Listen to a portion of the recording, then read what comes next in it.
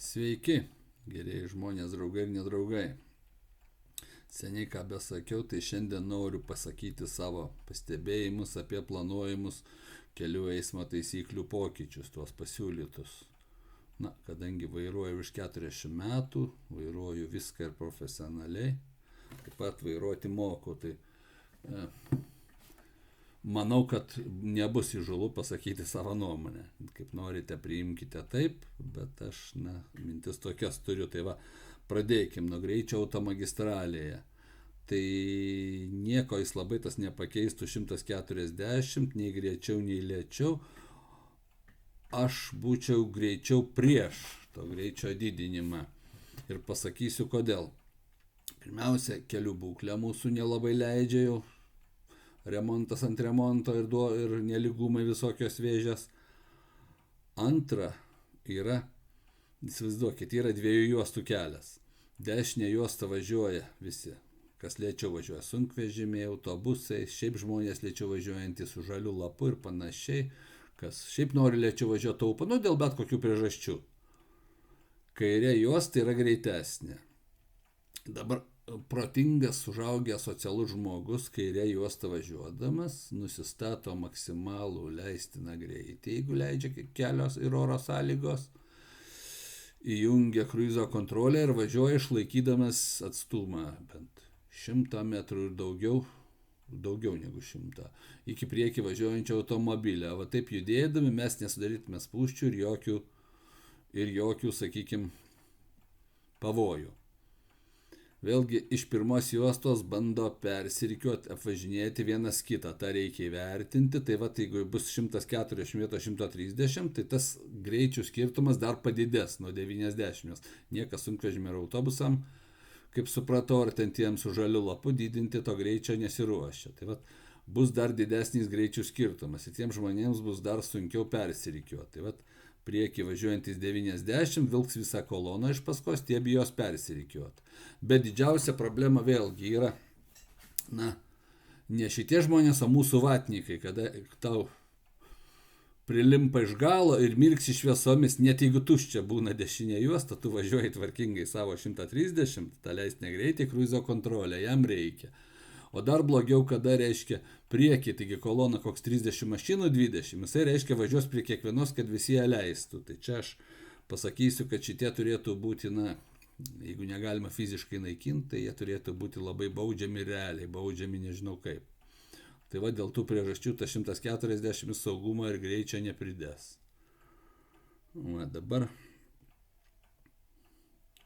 tokiems turėtų atimas būti teisės iš karto su būtinybė perlaikyti regitroje. Ne tiek svarbu terminas kokiam laikui.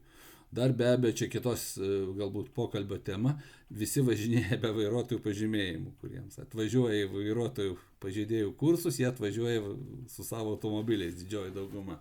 Tai čia kita tema. Taip, kad reikia tą viską peržiūrėti, kaip tai kontroliuoti. Bet aš ne apie tai dabar.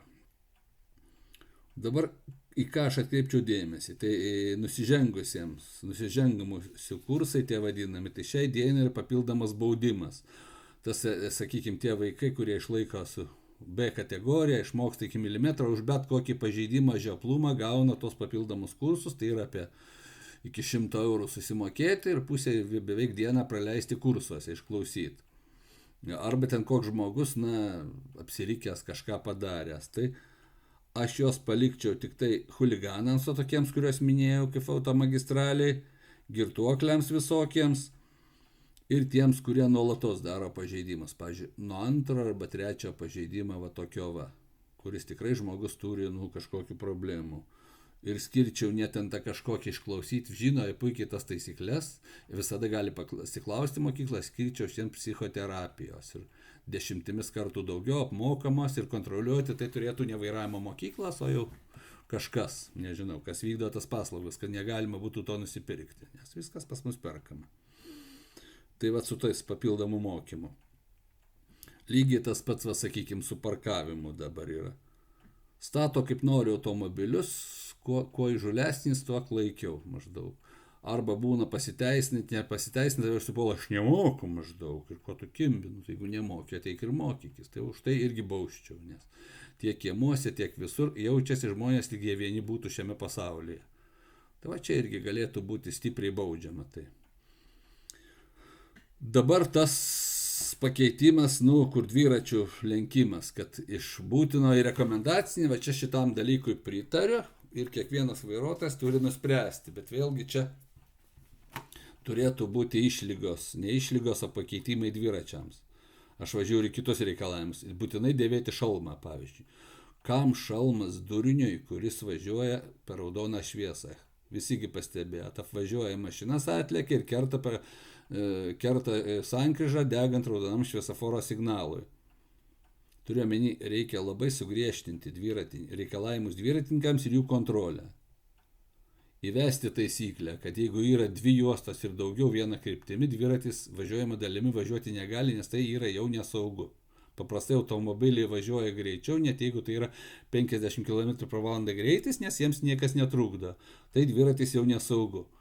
Net jeigu būna, Laisvės prospekte aš pats troleibusą vairuoju ir su mokomoju važiuoju, yra keletas psichopatų, kurie ten platus yra dviračių takelis, ne, jie važiuojama dalim. Tai čia turėtų visas griežtumas ir būti nukreiptas į juos. Tai sakykime, taip tas nuėmimas būtinumo teisingai yra, bet pridėti jiems. Susijęti su vairuotojo pažymėjimu vairuotojų šitams dviratininkams. Jeigu jis jo neturi, kaip Anglijoje, baudos balai galioja 10 metų, tau skiria, kad ir užsieniečių skiria baudos balus, bet jeigu tu atsidūrisi tuo metu Anglijoje, kada tau atim teisės, jas atims, arba tu jas įsilaikysi, tu jų negausi. Tai kažkas tokio turėtų, ten buvo geri pavyzdžiai tokie. Tai mano toks apie tos dviratininkus. Ir ką reikėtų daryti, keisti, tą visą jau čia siejasi su kitais punktais, su pažeidėjų mokymu, su visko, keisti pažeidimų kvalifikaciją pagal pavojingumą, įžūlumą ir panašiai. Tai tas, kas mirks iš paskos ir spaudžia, jis turėtų, netekti vairuotojo pažymėjimą, praeiti būtiną psichoterapinį gydymą, gauti ir taip ne 2, ne 3 valandas ir ne 10, kokį 30 ir apsimokėti už tai. Tiesiog, būtų jau psichoterapija venta perspektyva. Pagalvoti, kaip užtikrinti, kad jie nesėstų už vairą, kol neatlikę visų šitų prievolių. Vėlgi reiškia, apie tai reikia ir galvoti. Dabar reiškia, grįžtų prie to, kad tas su žaliu lapu išmokai žmogų, tiek ir parkuoti, išmokai iki milimetro ar panašiai, ir tas vaikas važiavęs netyčia, kur sužioplino, ką padarė, ar pasuko, kur negalima, ar prašoko raudoną šviesą, ar ten greitį truputį viršė, jis gauna tos kursus, o šitie ne. Dar man kirba mintis, neapleidžia abejonė, ar negalima išsipirkti nuo tų kamerų. Liktai žmogiškojo faktoriaus nelieka, bet aš manau, kad teisingų žmonių kameros negaudo. Turiu omeny greičio ir kitų pažeidimų. Tai nežinau, čia mano tokia nuojauta, bet aš manau, kad taip yra. Irgi apie tai būtų verta pagalvoti. Tai visą tai aš ką pasakoju, tai manau, vairuotojų dauguma pritars, nes tai yra gyvenimo ir darbo patirtis.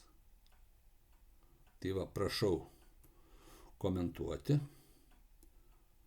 pasidalinti būtinai, nes gal pasieks ir tuos, kurie tuos pakeitimus ruošia, kad mūsų gatvėse būtų saugiau, daugiau kultūros ir panašiai. Dar vienas dalykas, čia kitų pokalbių tema, tai bendra kultūra, empatijos nebuvimas ir panašiai. Pas mus, žiūrėkit, daugiausia kamerų, daugiausiai kontroliuoja, didesnės daug baudos negu Lenkijoje, bet po šiai dienai pagauna daugiausiai girtų, spėju, kad daugiausiai žūsta žmonių ir daugiausiai avarijų. O yra todėl, kad terrorizuojami žmonės, visa aplinka kontroliuojanti, net čirškė laidai, kaip sakykim, ir žmonės nustoja klausyti ir plus tai lydi korupcija, kad visada galima kažkur ir kažkaip įsipirkti. Laisvoje šalyje yra laisviau, žmonės sąmoningesni. Tai tiek. Visiems geros dienos, vairuokite saugiai ir komentuokite. Dalinkitės. Ačiū.